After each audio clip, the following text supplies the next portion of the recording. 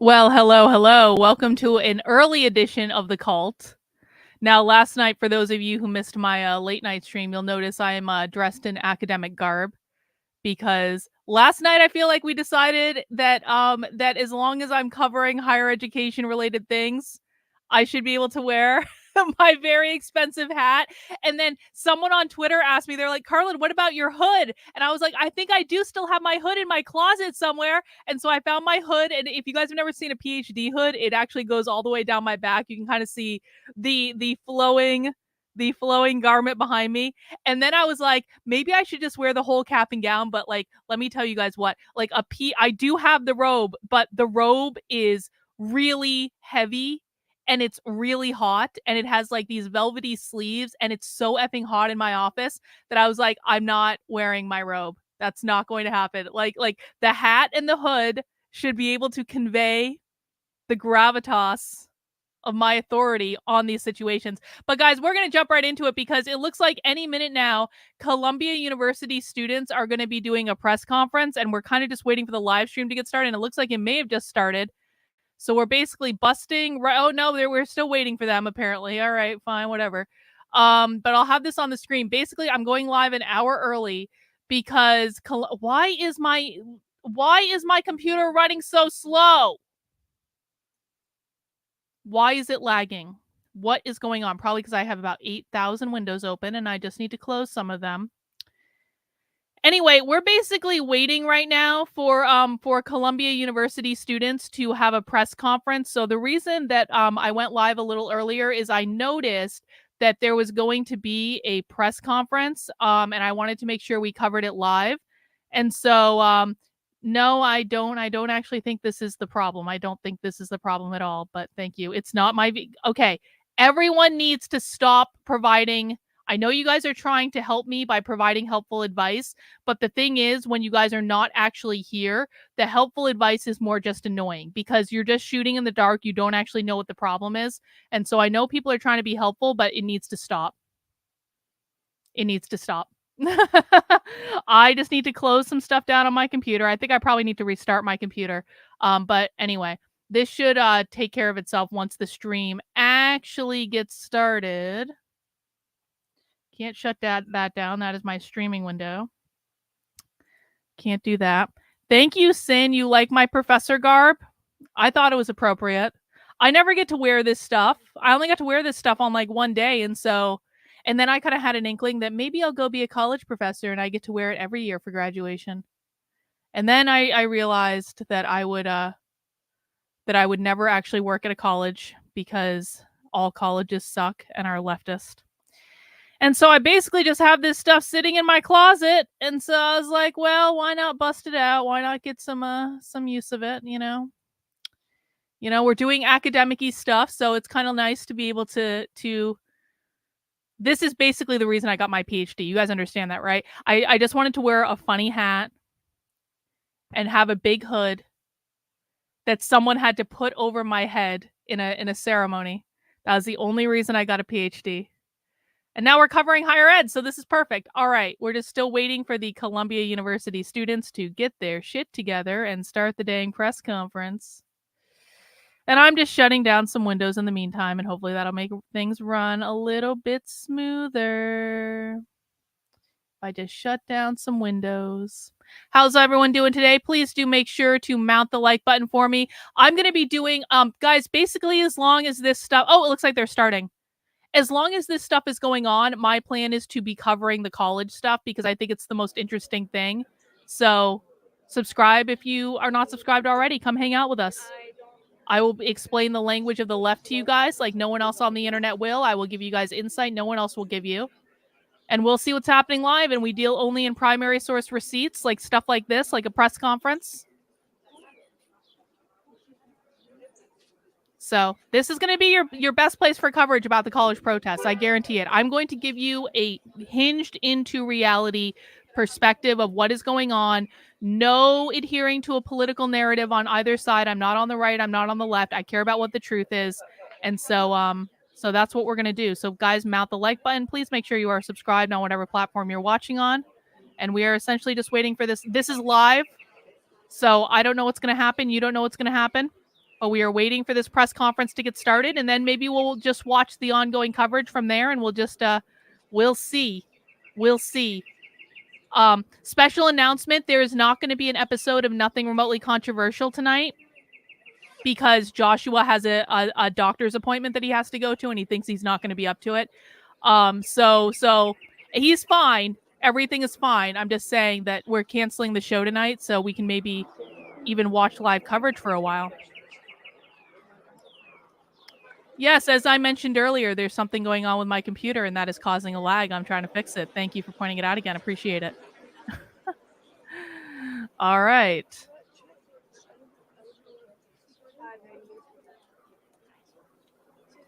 Because I had to get the stream set up and running early for some reason.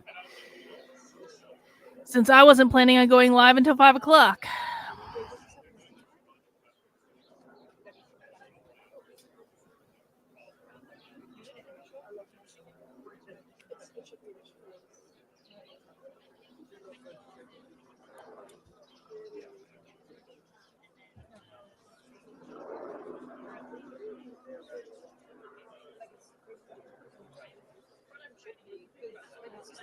Guys, we're on their schedule today. We're just waiting to get started, so I hope everyone's having a good day. And remember, too, I can't control their volume. I cannot control their technical stuff. I can't control their volume. We'll do the best we can.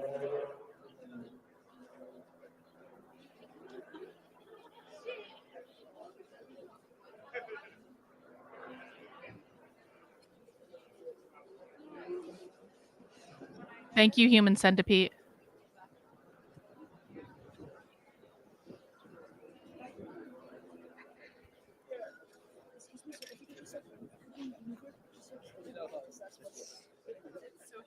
Little shimmy.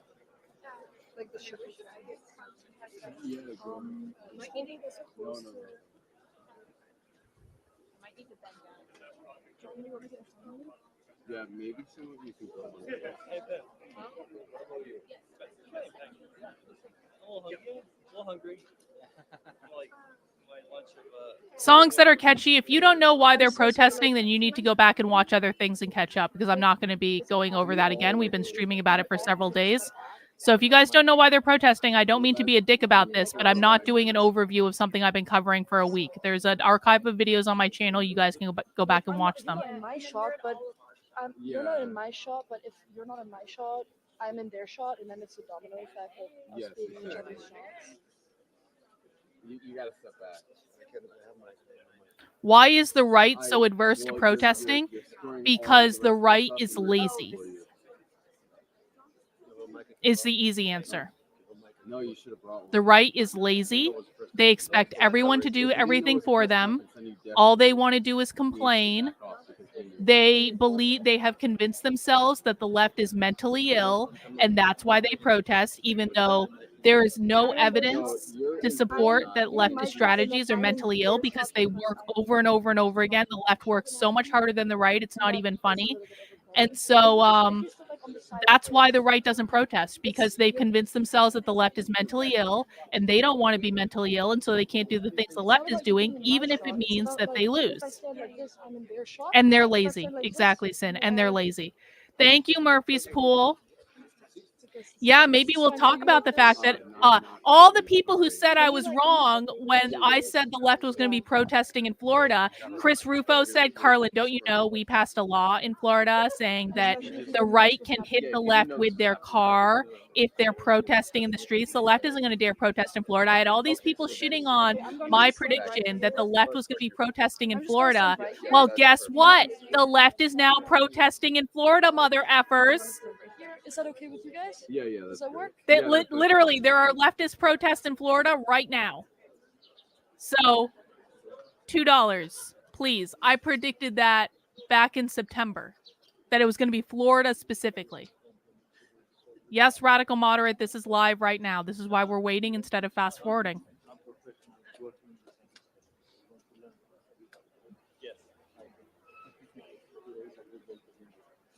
Yep, this is another good reason the right doesn't protest, because the right tells themselves that they are the only people on the planet with jobs. They really do believe that. They are the only people with jobs. No one else has jobs except for conservatives.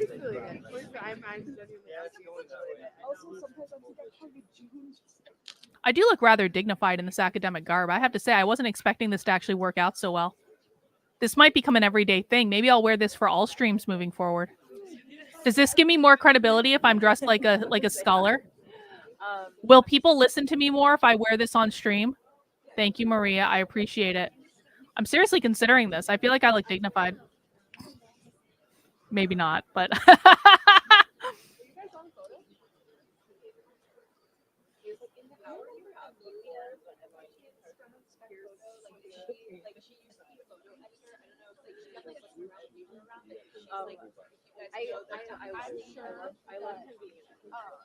yeah, we're showing solidarity.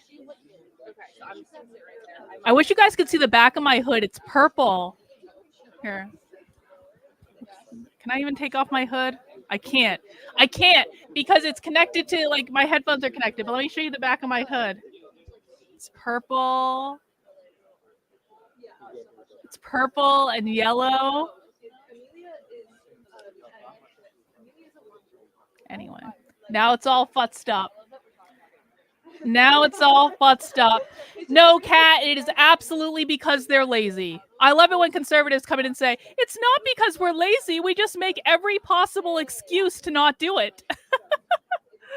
Oh, no, I fucked up my hood. That's all disheveled in the back. There we go. There we go. Fixed it.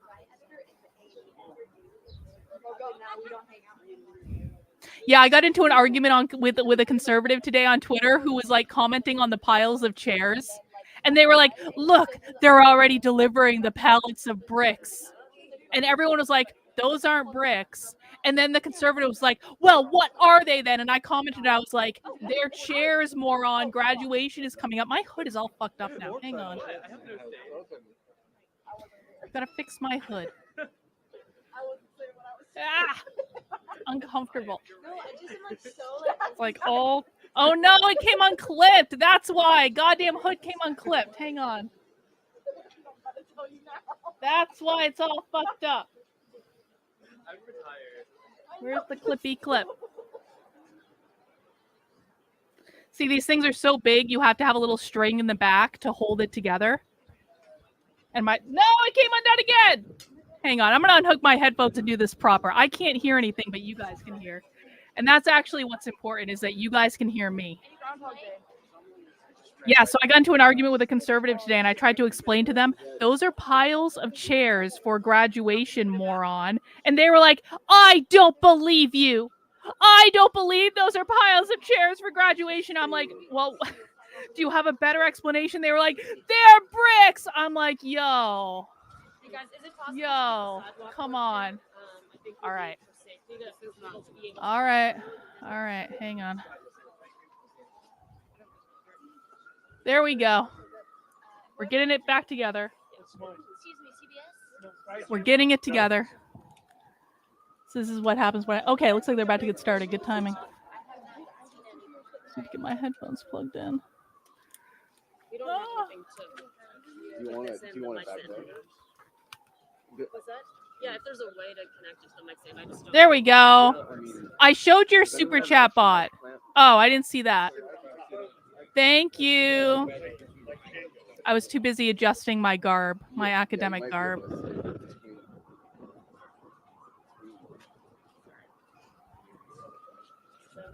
God, it was perfect, and I fucked it all up to show it to you guys. You can just hold it. Now I have to adjust again. No, don't come undone, you bastard. Ugh. Okay. No, it came undone again. Yeah. It came undone again. You want it back there? Damn it. You want it behind them? People are like, we tuned in to hear Carlin complain about the academic costume that she's wearing on stream. Oh no. Okay, I think I'm good now. Thank you everyone for being here. Just in time. I'm going to provide a few inflammatory remarks, and then we'll hand it off to 3 Jewish students and members of Columbia University. Oh, Jewish students. Oh, that's great. So, Sarah and Leah. We will end by handing off to Mariana Hirsch, a faculty member at Columbia and member of the American Association of University Professors. Right now, Israel is brutally bombing and starving millions of Palestinians in Gaza, killing children. Yes, sorry. Right now, Israel is brutally bombing and starving millions of Palestinians in Gaza, killing children, bombing homes, hospitals, and universities, murdering thousands of young students just like us. We are here today as Jewish Columbia and Barnard students who were arrested and suspended for peacefully protesting in support of Palestinian freedom on Thursday, April 18th. The students will be providing updates and answering questions on the ongoing Gaza solidarity protest on the campus West Lawn. Hundreds of us have been holding a peaceful protest on the lawn since April 17th. As students at Columbia, we have three demands. Divest all finances, including the endowment, from corporations that profit from Israeli apartheid, genocide, and occupation in Palestine. 2, provide financial transparency of all investments. And 3, ensure amnesty for all students and faculty arrested, disciplined, or fired in connection with the movement for Palestinian liberation.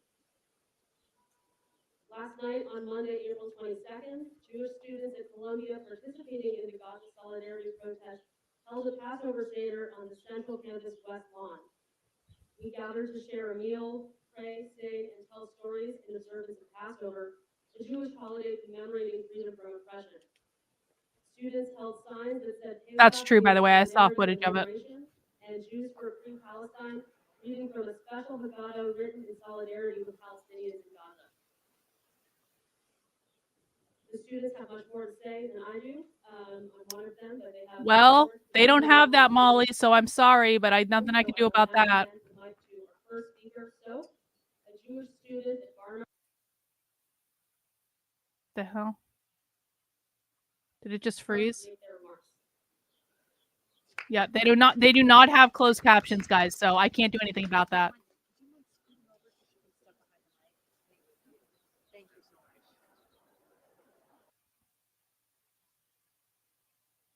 Why is it freezing?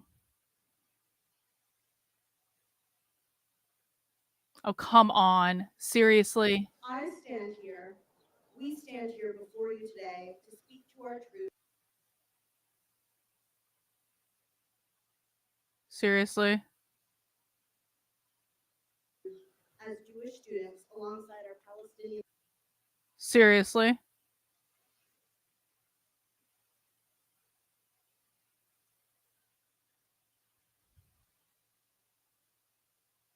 This is on their end, guys. It's not on mine. The truth. The moment. Oh, for fuck's sake! We're gonna reload.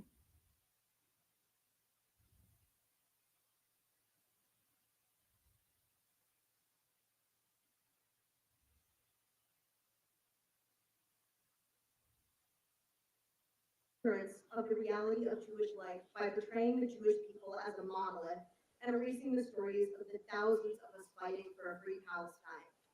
When I was marched out of the encampment in zip ties, I did not flinch. I walked into a space of love and joy, of solidarity and liberation, expecting to be met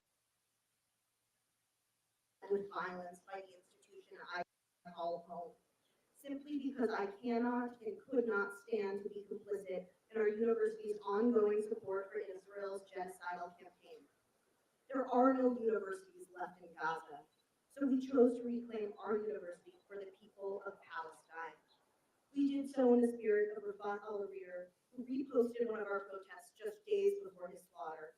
He said, "If I must die, you must live to tell my story. If I must die, let it bring hope. Let it be a tale." I was taught to always honor those who came before us, and I will fight to tell his story.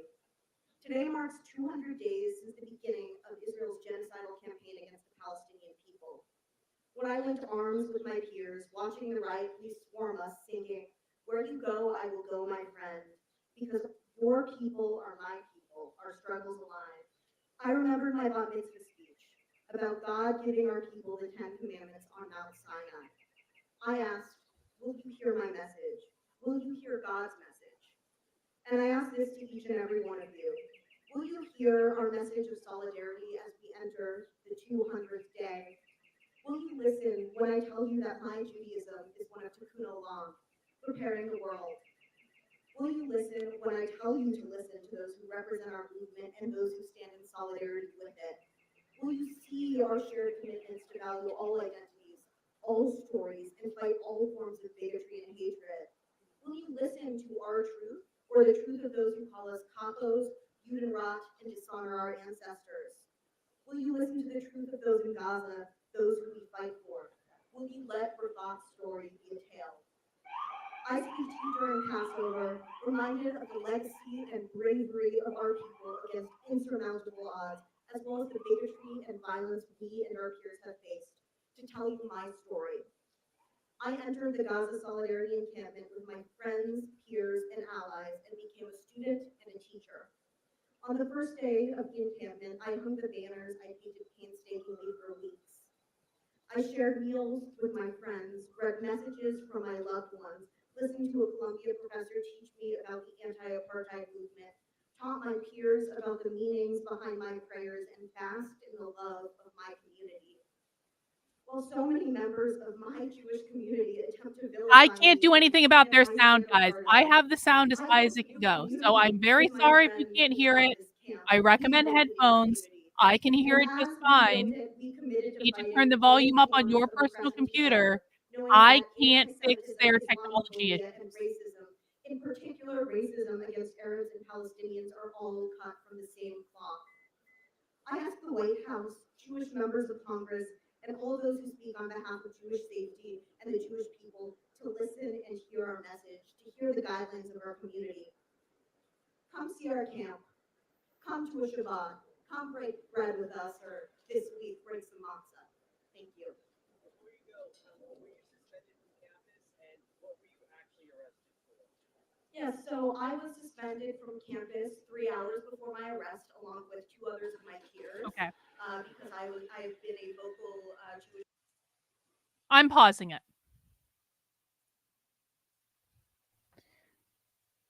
Do people want to spend our time today complaining about the audio? Or do you actually want to hear the press conference? Because right now, with the amount, like I'm tired of hearing complaints about the audio. There's literally nothing I can do about it. This is their audio. It's not my audio. This is coming through on their YouTube channel. It's not my YouTube channel. If people want to continue to complain, okay, well, then I guess go watch their YouTube channel, Adrian, and try to fuck around with it yourself because there's nothing else that I can do. Like, what exactly do you want me to do? Do you want me to drive to Columbia right now to fix their audio issues? Is that the expectation? Do you guys think that continuing to complain in the chat is actually going to solve the problem? If you don't want to watch it here, then go to their fucking YouTube channel and watch it there.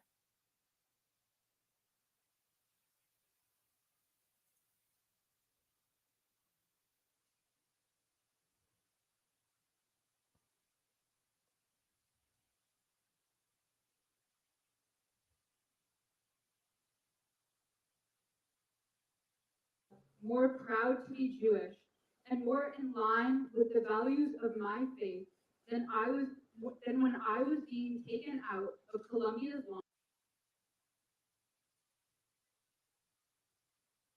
lawns with my hands zip-tied. Why does this keep doing this?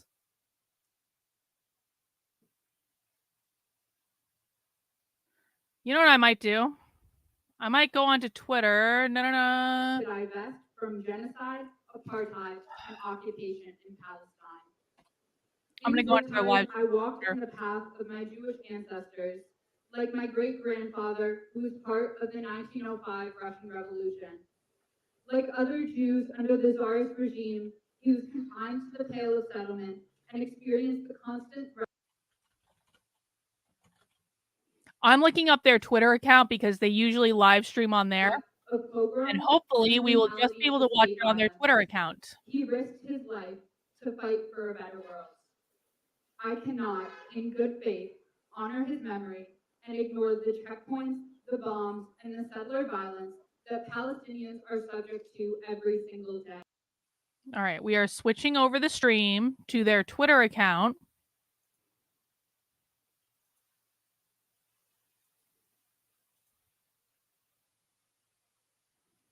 That we are a fringe group or that we're not real Jews. But I know, we know, my family knows, which is even that softer. anti-Zionist Jews have existed as long as Zionism has. From the Labor Bund to the Israeli Black Panthers, Jews have denied the notion that any form of nationalism can keep us safe.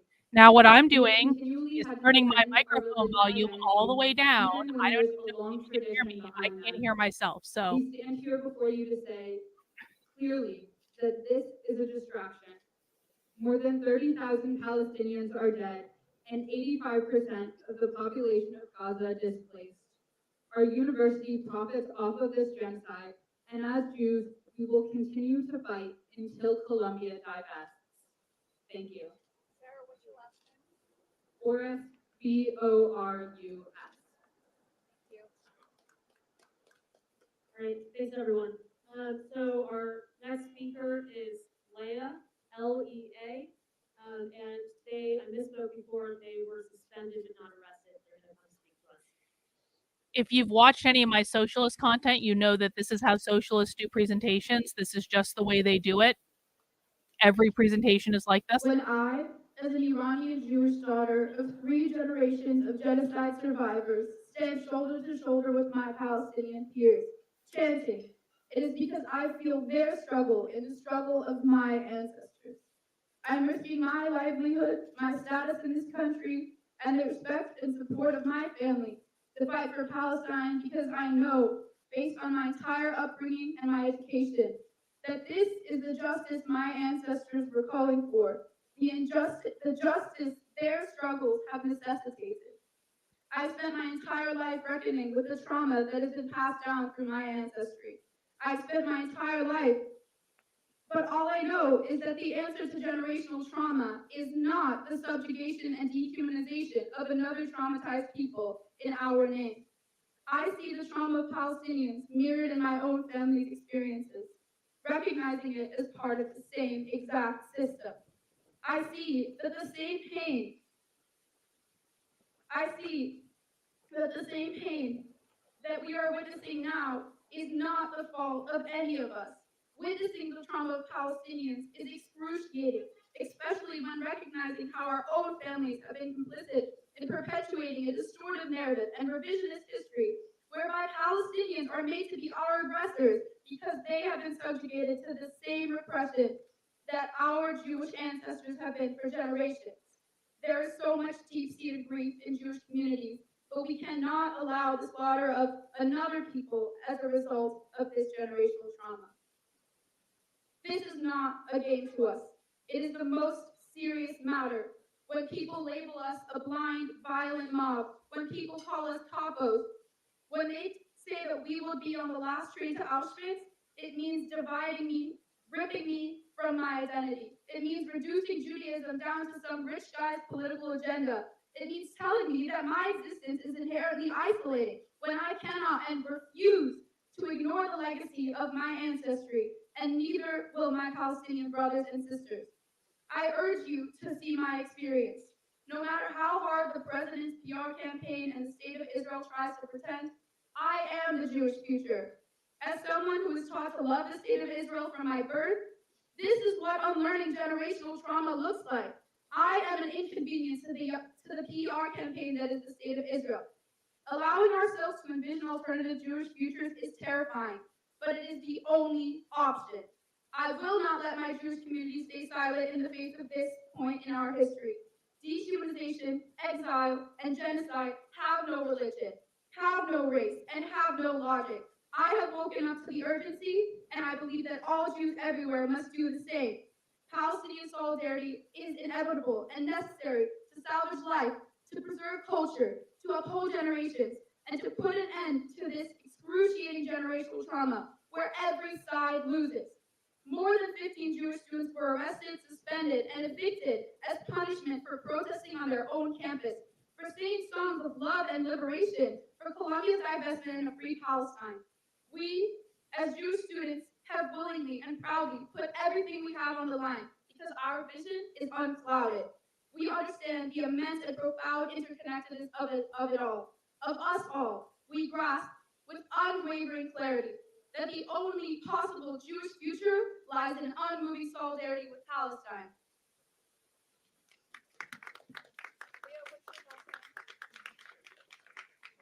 Can you spell your first name? Leah is Lea, and I think that they don't want to share their last name. I still don't his last name. What's on here? It's very Jewish, sorry. Very ASK, ANASE. ASE. And SAQ. She has a socialist haircut. Just to clarify, so and Sarah, you were both arrested, and Leah was not arrested but suspended. That's right. Okay, thank you. All right, we're going to hear briefly from Mahmoud, Mahmoud. Mahmoud is a student at Columbia. So there were Jewish University. students that were arrested, but people are still retarded enough to think this is about anti-Semitism. Okay. We are here to affirm that we believe that the struggle to achieve liberation, Palestinian and Jewish liberation, is intertwined and goes hand by hand. And after all, this is a movement of equality, social justice, and liberation for Palestine and the rest of the world. Social justice means socialism. Columbia administrators gave a press conference and they said that you guys have been in talks with the administration till 2 a.m. trying to come to a resolution. Is anybody able to speak to how that is going on your side? They were in talks with the Columbia University administration until 2 a.m. How is that going? Comment at the end. We have one last speaker. Oh, I'm okay? sorry. Yeah. I thought. No worries, no worries. We're all figuring this out as we go. We have one last speaker. Professor Mariana Hirsch is a professor here at Columbia University and a member. Guys, of how is the- my volume compared the to the American stream? Association of Because I can't hear University myself. Good afternoon. My name is Mariana Hirsch, MARIANNEHIRSCH. I'm here to speak as a faculty member at Columbia University and specifically as a Jewish faculty member. One of my fields of specialization is Holocaust studies, and I am myself a daughter of Holocaust survivors. I'm extremely concerned about anti-Semitism and have been my entire life. And I'm extremely distressed right now to see how anti-Semitism is being weaponized. There is literally no higher volume that I can used, make the stream. misused in the There is nothing under the above where it guise is. of safety and security, but actually in the interest of shutting down academic freedom, free debate, critical thinking, and the openness and the independence of higher education and universities in the United States right now. Squashing peaceful protest, squashing open debate, not allowing students to express their opinions and to debate their opinions, bringing armed police onto campus, surrounding the campus by gates and armed police, creates an atmosphere, arresting students, suspending them, creates an atmosphere of fear and intimidation in which some people are afraid to tell you their names. This is not what the university is about. This amplifies divisions among students, among Jewish students, among students of all kinds at our university. We are a very multicultural, diverse community, and each of the identity categories that we have here is in itself diverse. We have, as you can see, we have many Jewish students who are part of the protest movement, and we are afraid that their voices are not heard. I think that weaponizing anti-Semitism in this way, singling out Jewish students, only certain Jewish students who are expressing fear that's being amplified and being promoted from the outside, is a way of, is not making Jewish students or faculty or Jews in this country safe. On the contrary, it is promoting further division and probably further anti-Semitism.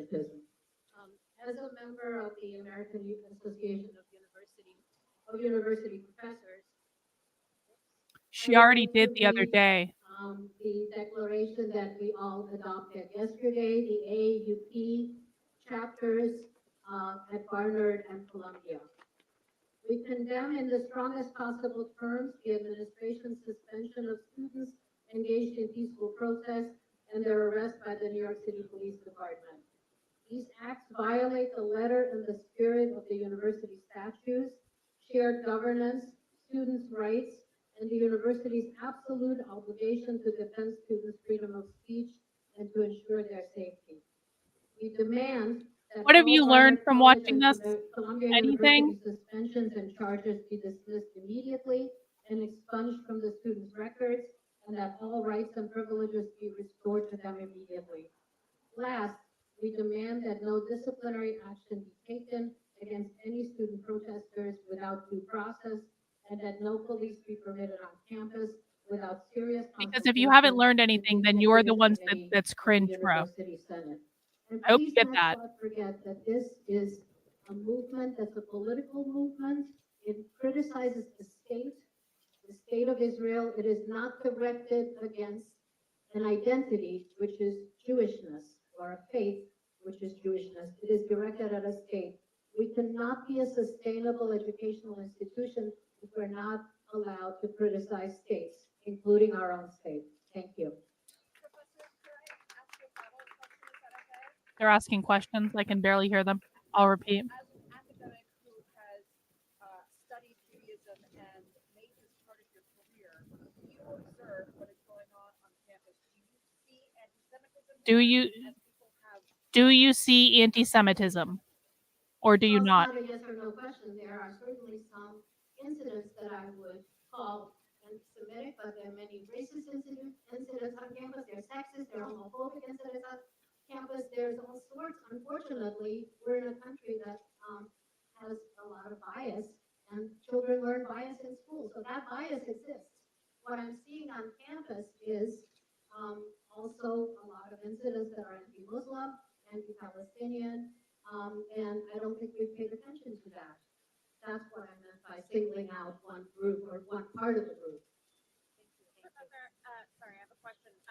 Is it your feeling or is it your understanding that perhaps some of the actions against the students and suspensions and as well as calling the police on campus could be politically motivated, especially after the congressional hearing? Is it your feelings that the actions I do against the believe students that are politically motivated? bringing police onto campus, actually waiting just a day, less than 48 hours after the encampment was set up, not allowing a time for negotiations or discussions.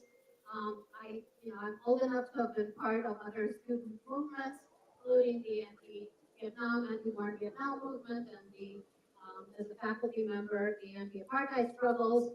I've been in shanties. I mean, it takes time to talk and discuss, and I think allowing protests to take place as long as it's peaceful is just part of education. So I cannot but agree that this is motivated by trying to pacify Bro, congregational we're not members doing who that are shit in my trying to chat today. interfere None of with this the bullshit in government of my this chat. university and at this point all universities. So we have 15 minutes for questions of anybody who's spoken so far, and then true to the topic, they have to run to a Seder. If you guys have questions, or students are eager to answer. Yeah, you want to come up here? That's my question from earlier, just regarding talks with administration, if anybody is involved in those talks, and how would you characterize that going on your end? We have been involved in direct negotiations with Colombia administration since Friday evening. These are very long negotiations happening between the members of the university, senior members of the university administration, and people representing the Colombia apartheid diverse movement on campus. Is there anything you would say about how they're going? I So understand we're moving in good faith. We're making progress. We cannot comment on the details of these negotiations as of now. There's no offer on the table. We're discussing everything. Our demands are clear. At the end of the day, we are a movement to push Colombia to divest from the Israeli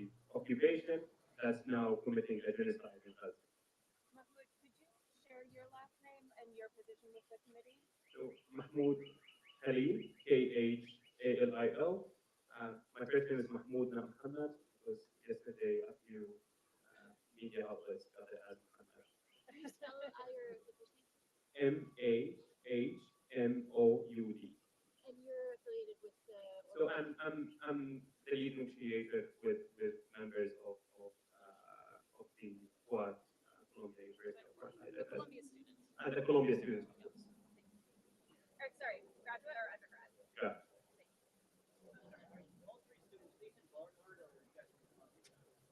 It's a mix. So hold on.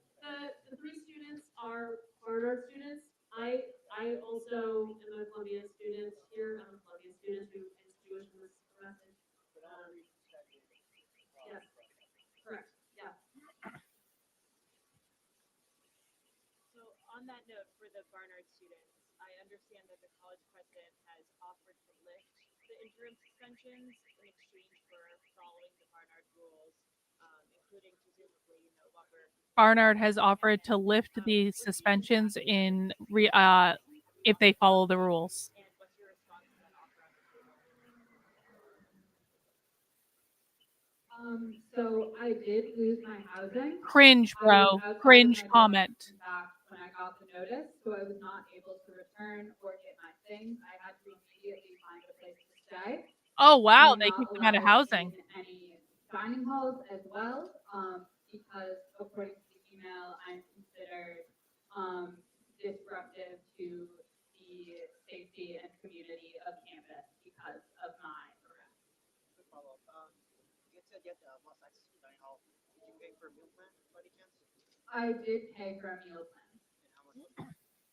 I don't know off the top of my Too head. much. That is true. If you can answer what your response is to that offer, let's say for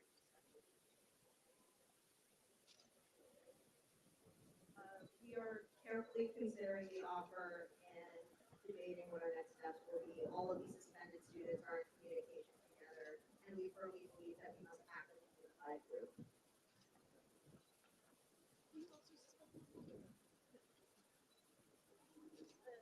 Professor, you mentioned that you were here for the Ferguson 68. No, I wasn't. I was a student at the time Yeah, at Brown University. I wasn't at Columbia. Yeah. But how does it make you feel this happening now in the context of what happened in 68? Well, I mean, I was actually in the class of 1970, where in April, pretty much this was happening, protests, and we were on strike, and eventually we disrupted graduation. I mean, it was just not possible watching what was happening in Vietnam, Cambodia, and Kent State to continue business as usual. And I think we're at a point when students, protesters, faculty, people around the world are feeling that what is happening in Gaza is unbearable and that they have to act. That I think at this point we have much more attention on what's happening on American campuses than what is actually happening politically, and I think that is also very, very problematic. Yeah, sorry. I had a question for the suspended students. On what grounds were you suspended? What was the specific? On what grounds were you suspended? Some of the charges that we were met with were disrupting pedestrian and vehicular traffic or sitting on a lawn. And as my comrade mentioned, Comrade. posing a threat to the campus community. Technically, under the Barnard Rules of Conduct, an interim suspension is a charge for posing a threat to the campus community or yourself, which is how our own college has labeled us. We are threats to the community for sitting on Butler lawns. Question for any of the students, actually, and if you don't mind stepping up to the microphone. When other Jewish students on campus say they feel threatened, they feel that When other Jewish students on campus say they're threatened, campus because they are in danger, what do you think about that? I mean, what do you think about that? and if you don't mind stepping up to the I think it's very important to remember that being uncomfortable is different than being unsafe. Months ago, I was sprayed with a noxious chemical on this campus. Multiple of my friends were hospitalized following the attack. I was bedridden for a couple days, and I felt extremely unsafe on my own campus. I feel unsafe when Columbia professors like Shai Davidai tell me I'll be on the last train to Auschwitz and then try to get into my university.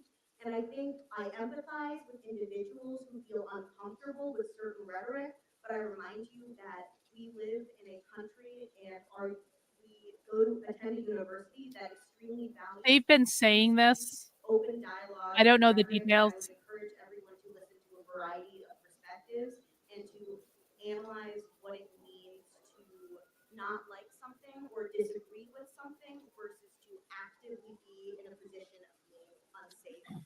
Because when you are arrested, dragged out in zip ties, and have red marks on your wrists for days after the fact, when you have a seizure in jail, like one of my friends did, when you have an asthma attack in jail, when you have your wrist dislocated, that is what being unsafe is.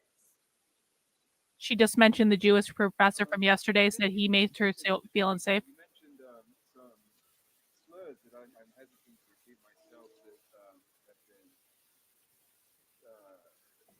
thrown at you. Is it just this one professor you just mentioned? Where have you heard this from? And I also had a question just on the for those who've been evicted. Um, is Barnard and Columbia, are they, to your understanding, compliant with New York housing law and eviction law? Are the colleges compliant with New York housing law? And who told her she was going to Auschwitz? Many times in the last couple of months, I have never been called a human rock, which I deem as particularly disgusting, and I have not been told that I would be on the last train of Auschwitz. Many of us have families who are Holocaust survivors, and I think that, especially coming from a professor on our campus, this is one of the most hurtful things. I know that some of us have been called disgraces. I've been called self-hating. I've been called neurotic, and I'll pass it along to my friends who have had these same experiences. Yeah, I think the slurs being thrown from either side are egregious, but often the experience of anti-Zionist Jews and Palestinians especially is left out of the equation. These slurs, I myself, and I can only imagine how my Palestinian peers feel, have been racially profiled, harassed on the streets, foreigner students' hijabs have been pulled off of them, they've been questioned. The anti-Muslim hatred has not been acknowledged in any certain terms by this university. We're not doing this in And my I find chat. it unacceptable Do not do that this this again. unilateral focus from the press. And most of the targeting that I've experienced, almost all of it, has actually come from my supposed Jewish community who have abandoned and excluded many of us on the basis of our political convictions. So it is our own who are labeling us as disgraces, and these are some of the most hurtful and deeply anti-Semitic remarks that I've ever been on the other side of.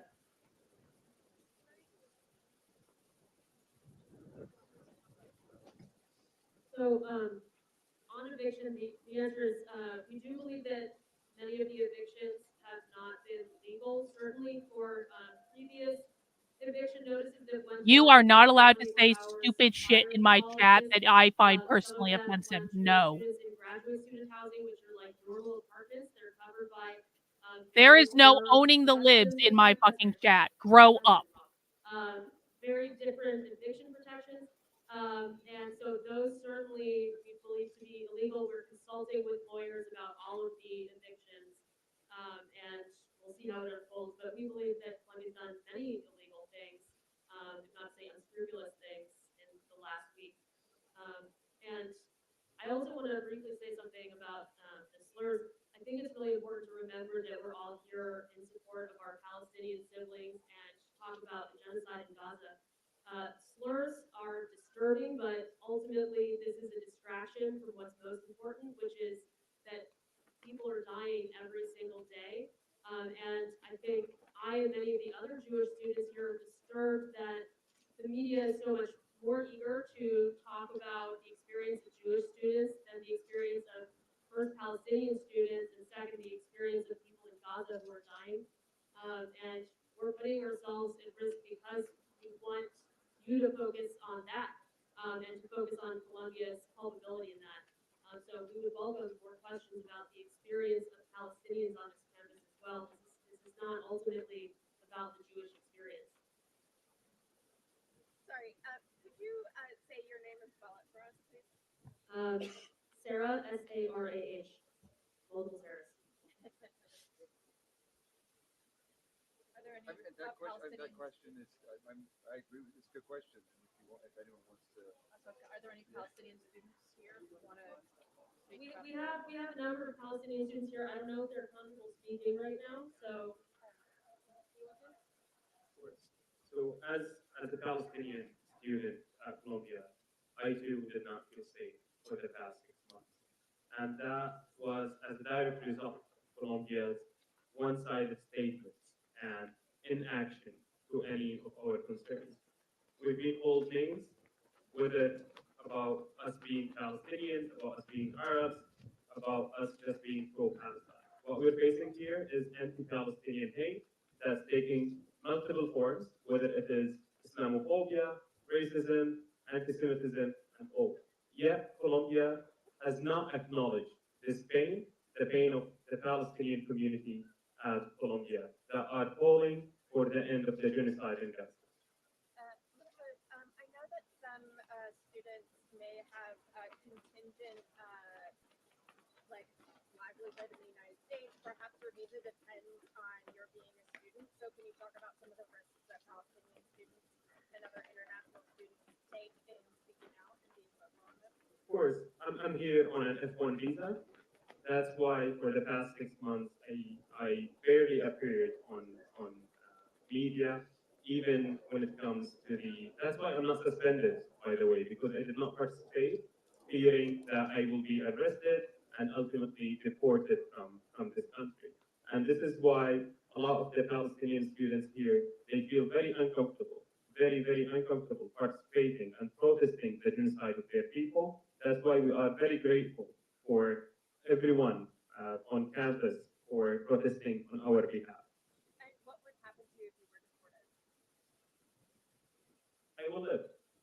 We will continue to live. The Palestinian people have been under occupation, ethnic cleansing, and all sorts of crimes since 1948. And Grow, we prevailed. We will grow prevail no matter what. up. If you are not here to take this seriously, I don't want to hear it. So I'm a Palestinian refugee. I'm from a town, an occupied town in Palestine. I was born and raised in a refugee camp in southern Damascus, Syria. We can take maybe one more question if anyone has it, and then I think that's it.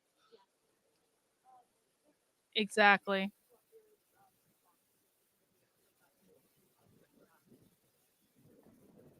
Thanks for stopping by, Paul. Appreciate it.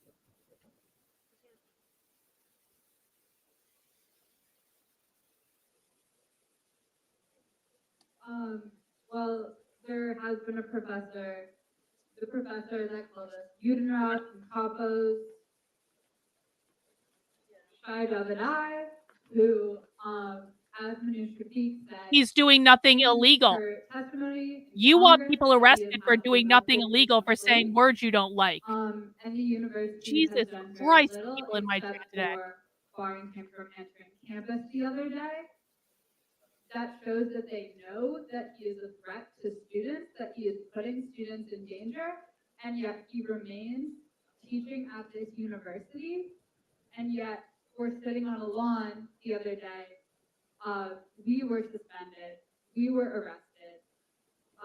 This professor is actually doxing students. He is putting students in danger, and the university needs to take far more action than what they are doing now, because there is a clear She's talking about the discrepancy Jewish in the way professor they that wouldn't let into we are campus being yesterday. treated and the way that this adult is being treated. Sorry, I have just one more question.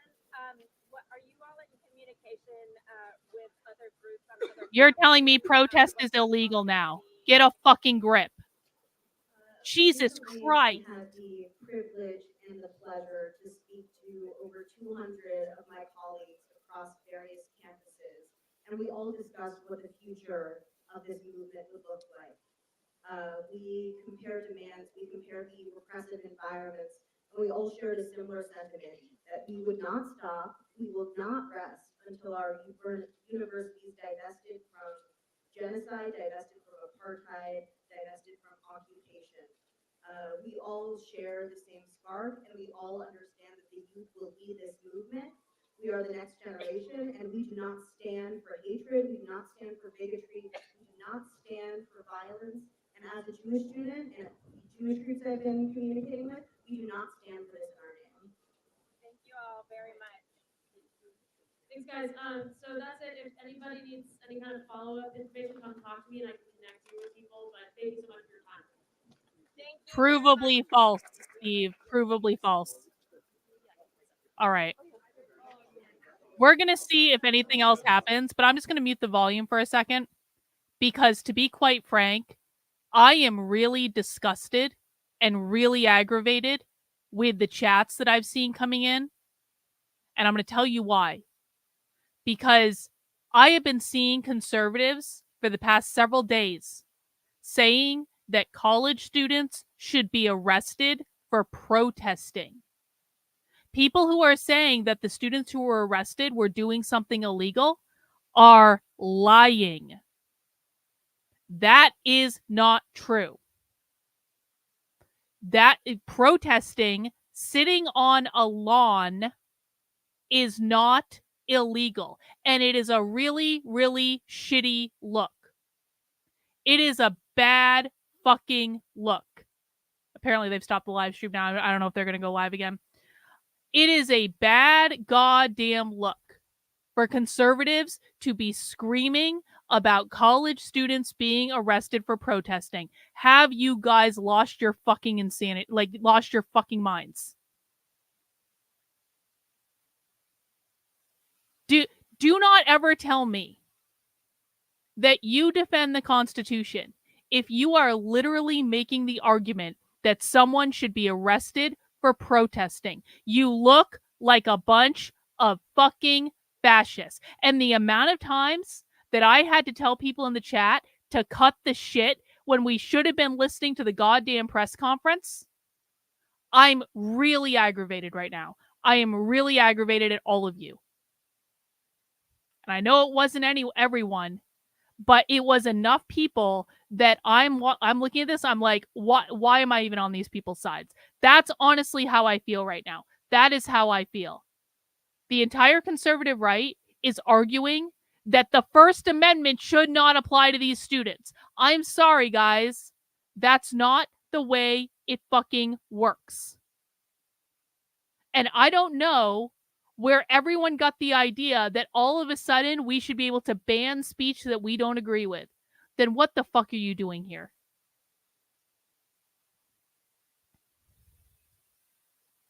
Honest to God, the amount of lying that's coming out of the conservative right, the amount of obfuscation that is coming out of the conservative right, the amount of just like bullshit that's coming out of the conservative right on this issue, it makes me want to support the left.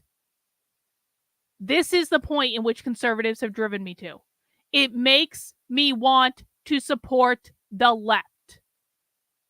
If you don't believe that students should have the right to protest, you don't belong on this channel and you don't belong in my audience. You should go follow the Daily Wire. Go over, pay the $20 a month to the Daily Wire. You can be authoritarian to your heart's content. You can be pro-Israel to your heart's content. You will have all the sweet nothings you want whispered in your ears, and they will talk to you about all the things they're going to ban that they will never ban. And they will talk to you about how great Israel is, and you'll lap it up with a fucking spoon. Go over there. I don't want to see it here. I don't want to see this owning of the libs bullshit. I don't want to see that here. Conservatives are becoming the thing they claim to hate the most. True. True. Sin says the conservative right are totalitarians. True. True, true. All right. I don't know if there's anything else going on with Breakthrough News today. Let me see. And my computer is running slow as AF. All right. I think that's going to wrap us up for right now.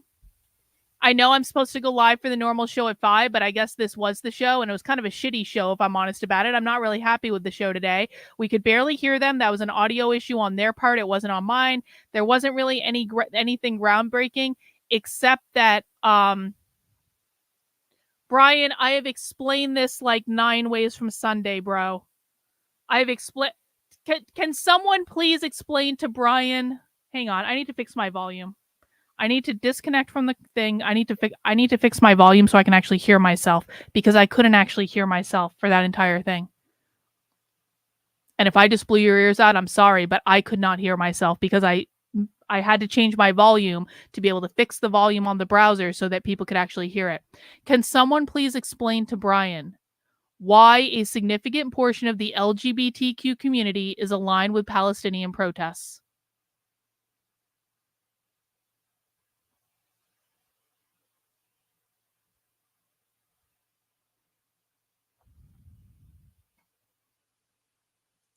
Why is this the case? Because this is all about liberation from capitalism. This has nothing to do with Jews. This has nothing to do with anti-Semitism. Every single person who is telling you it's about anti-Semitism is lying. This is about capitalism, and it means that no one is free until everyone is free, and free from what? The oppressive force of capitalism. They believe that if Palestinians are not free from the oppressive force of capitalism in this case being the Israeli settler colonists, then no one is free from capitalism. Queers want liberation from capitalism. And by the way, it's not the LGBT community, it's the queer community. Queer want liberation from capitalism. The Palestinians represent liberation from capitalism. They are standing in solidarity. They believe that the Palestinians are oppressed by capitalists. When they say colonizers, they're saying capitalism. No. And I've seen you make this mistake before, and I've corrected you on it before. No. Do not ever make the assumption that normal gay people are queer, that normal trans people are queer. That is not true.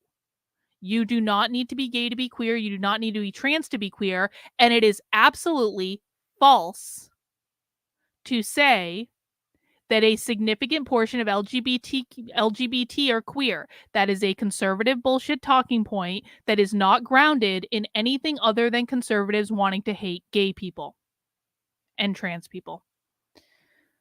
And we don't do that here. We deal in reality. Don't even bother. It was not eventful. It was actually very disappointing.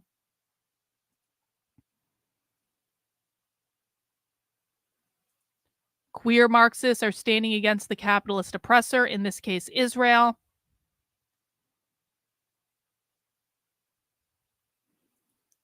They want to liberate the world from capitalism, so they want to stand by all the oppressed comrades against capitalism. Those are your answers, Brian. That's why. I'm actually going to be writing an article for the Substack about that today.